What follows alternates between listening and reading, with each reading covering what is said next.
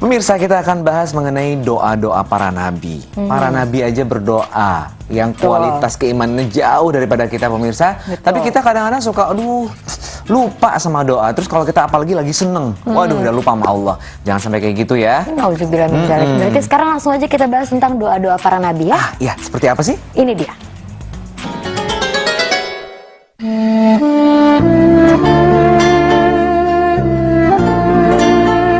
Doa-doa para nabi.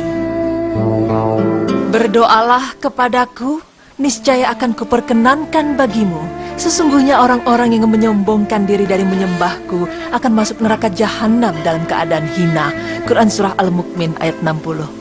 Ya, doa adalah kebutuhan bagi setiap manusia. Seperti firman Allah tersebut, hanya orang-orang yang suka menyombongkan dirilah yang tidak membutuhkan doa dalam hidupnya. Berdoa dapat membawa kebaikan bagi para pemohonnya. Doa juga dapat mengubah sesuatu yang buruk menjadi baik, bahkan mengubah sesuatu yang tidak mungkin menjadi mungkin. Seperti yang diriwayatkan oleh Imam Ahmad, Ibnu Majah dan Al-Tirmizi dari Sulaiman yang mengatakan bahwa Rasulullah Shallallahu Alaihi Wasallam bersabda, tidak ada yang menolak takdir atau ketentuan dari Allah kecuali doa. Dalam Al-Quran, para nabi yang diutus oleh Allah juga senantiasa memanjatkan doa kepada Allah. Lalu dalam keadaan apa para nabi berdoa? Dan seperti apa doanya? Berikut penjelasannya.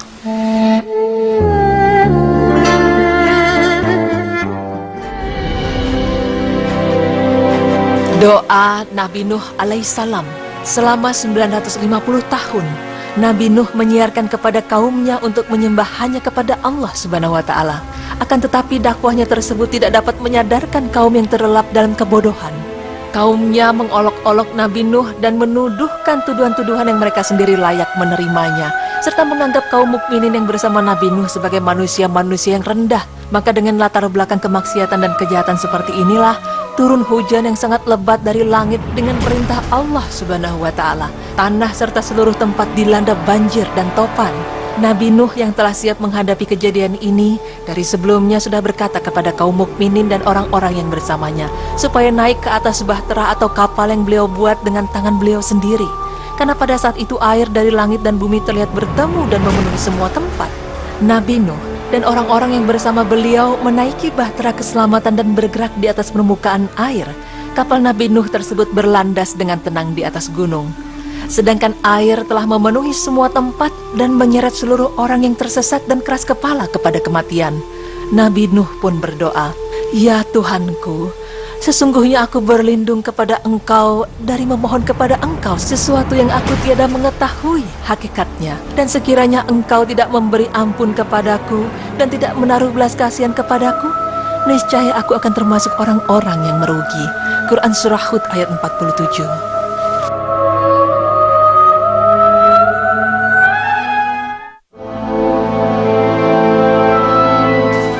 Doa Nabi Ibrahim alaihissalam. Allah Subhanahu wa Ta'ala memilih Mekah sebagai tempat tinggal Nabi Ismail dan Siti Hajar. Namun Mekah bukanlah tempat yang subur dan buah dan biji-bijian tidak dapat diproduksi di sana. Dalam hal ini Nabi Ibrahim rela dan ikhlas untuk tinggal di Mekah. Maka Nabi Ibrahim pun berdoa dan mengatakan, "Ya Rabbku, jadikanlah negeri ini negeri yang aman sentosa, dan berikanlah rezeki dari buah-buahan kepada penduduknya yang beriman di antara mereka kepada Allah dan hari kemudian." Maka Allah berfirman, "Dan kepada orang yang kafir pun aku beri kesenangan sementara, kemudian aku paksa ia menjalani siksa neraka, dan itulah seburuk-buruk tempat kembali." Quran Surah Al-Baqarah ayat 126.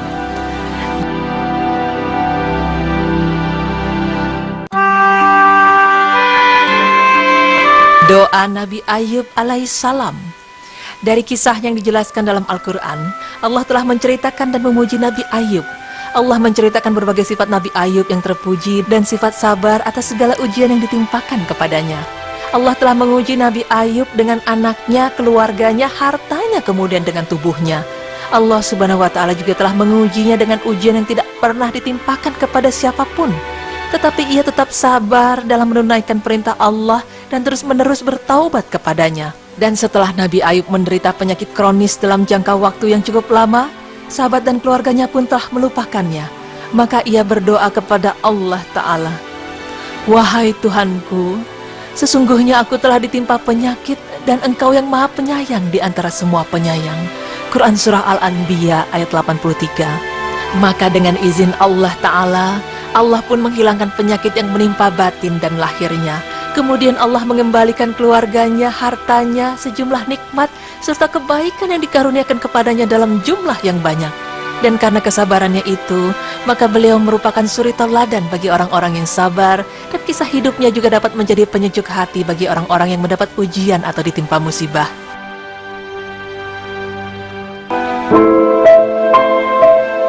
Doa Nabi Musa alaihissalam. Nabi Musa alaihissalam pernah berdoa untuk memohon kebaikan dan dihindari dari kegelisahan.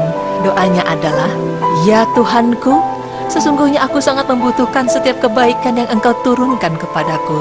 Quran Surah Al-Qasas ayat 24. Doa Nabi Sulaiman alaihissalam. Nabi Sulaiman pernah berdoa agar diberikan kekayaan oleh Allah Subhanahu wa Ta'ala. Ia berkata, "Ya Tuhanku, ampunilah aku dan anugerahkanlah kepadaku kerajaan yang tidak dimiliki oleh seorang jua pun sesudahku. Sesungguhnya Engkaulah yang Maha Pemberi." Quran Surah Syad ayat 35. Maka Allah pun menjawab doanya dengan memberikan anugerah dan pengetahuan yang besar, serta melimpahkan kekuasaan yang besar dan wewenang yang kuat kepada Nabi Sulaiman. Bertubi-tubi berkah yang dikaruniakan kepada Nabi Sulaiman membuatnya semakin bersyukur kepada Sang Pencipta langit dan bumi, Allah Subhanahu wa Ta'ala. Doa Nabi Zakaria alaihissalam. Nabi Zakaria dan istri usianya sudah sangat tua, sedangkan beliau belum memiliki seorang anak.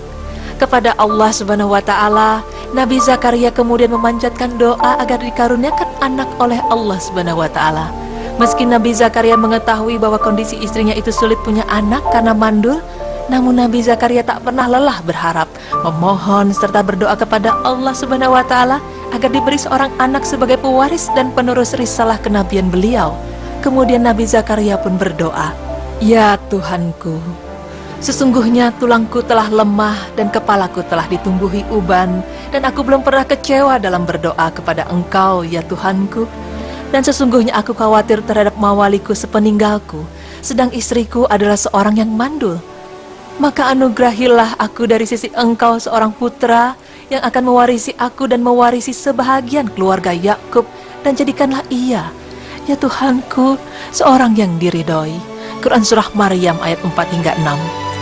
Maka doa Nabi Zakaria pun akhirnya dikabulkan oleh Allah, Tuhan yang Maha Kuasa. Akhirnya istri Nabi Zakaria pun hamil dan memiliki seorang anak laki-laki yang diberi nama Yahya.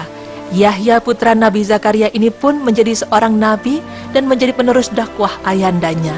Padahal jika melihat pada kondisi fisik Nabi dan istrinya yang sudah tua serta kondisi istrinya yang mandul, rasanya mustahil beliau akan punya seorang anak.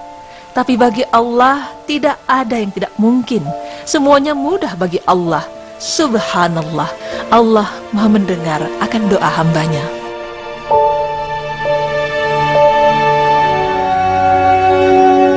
Doa Nabi Muhammad sallallahu alaihi wasallam.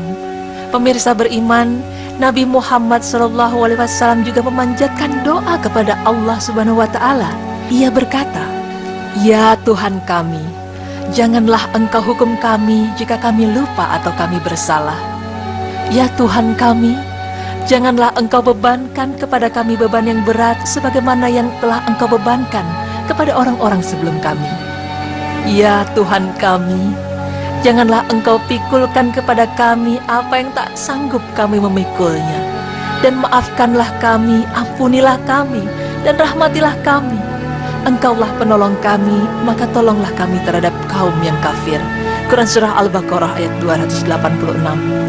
Maka doa inilah yang menangguhkan azab Allah di dunia. Allah Subhanahu wa Ta'ala tidak menimpakan azab dari langit sebagaimana yang telah Allah timpakan kepada umat-umat terdahulu apabila mereka berbuat maksiat. Subhanallah. Nah, pemirsa beriman, fitrah manusia memang selalu butuh akan kekuatan Allah Sang Maha Pencipta. Doa juga sebagai bentuk dari kerendahan diri, dan saat berdoa itulah yang dapat menggambarkan ketidakberdayaan seorang manusia di hadapan Tuhannya. Dalam doa, manusia meminta segala keperluannya dan menundukkan dirinya di hadapan Allah Subhanahu wa Ta'ala, Sang Maha Kuasa. Amin ya Rabbal Alamin.